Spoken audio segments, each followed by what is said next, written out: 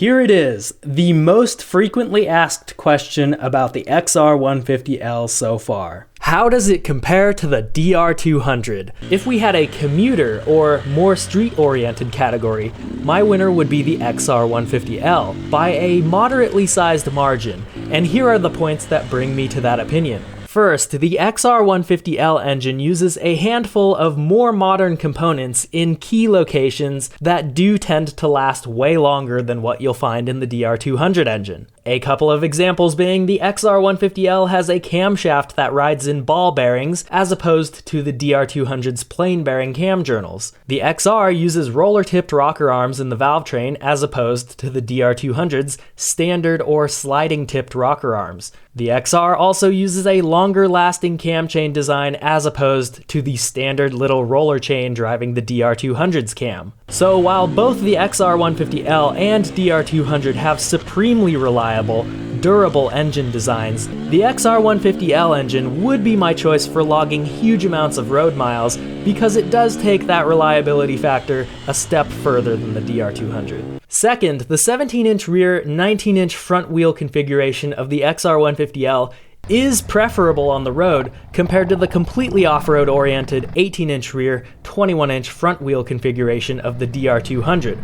Third, the XR150L is freaking stupid comfortable. The seat is a doggone twin mattress on the XR150L. The DR200 isn't bad, but it doesn't even come close to that cushy throne that is the XR150L. On the other hand, if we had a camping bike, dirt bike, enduro bike, or just any more off-road oriented category, my winner would be the DR200 by a large margin. And here are the points that bring me to that opinion. First, the DR200 has way more capable suspension. While both bikes do feel generally crappy in terms of suspension, the DR200 holds up way better when you really start to push it, and the DR200 suspension is much more easily fixed up to work well. The DR200 has a decent amount of travel, it just needs some help with the spring rates and damping, then it works well. And you hardly even need to spend money to get it right. The XR is just in a lower tier of suspension by a huge margin.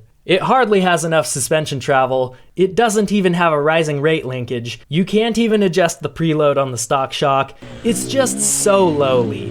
It's just basic economy street suspension essentially. Second, the DR200 chassis is better suited to thrashing around in the dirt. When you're working with the DR200 chassis, it is clearly very heavy duty. All the metal components have that old school Japanese heft that you can just see and feel and know it's all going to be okay. The XR150L, even if you covered up the sticker that says country of origin China, you can walk up to this bike, look at the welds, flick the frame with a nail, and you can just immediately tell it ain't that heavy duty.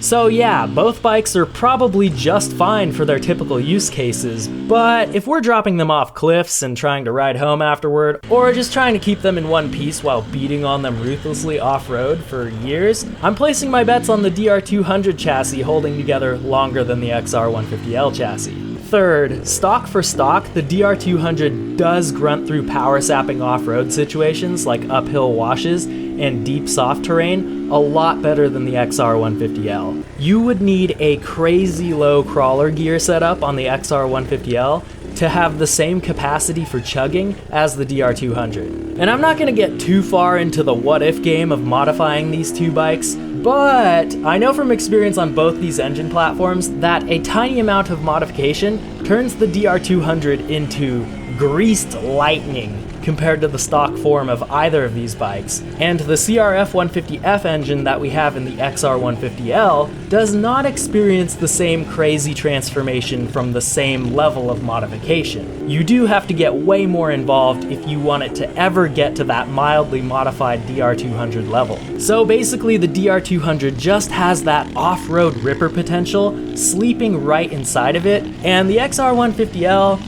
not quite as much. Lastly, the DR200 transmission just works a heck of a lot better off-road than the XR150L transmission. Not because of the gear ratios, but because of how well it locks into a gear in comparison. The XR150L transmission can be thrown out of gear into the next lower gear or a false neutral relatively easily just by the violent on and off acceleration and deceleration and shock forces that occur off-road. Multiple times per ride, in every gear, the XR150L transmission just gives up on me, and I find myself having to click it back up into the gear that it was in. This is not behavior exclusive to the XR150L. I've had this happen infrequently on plenty of other bikes, but it sure does happen a lot on the XR150L.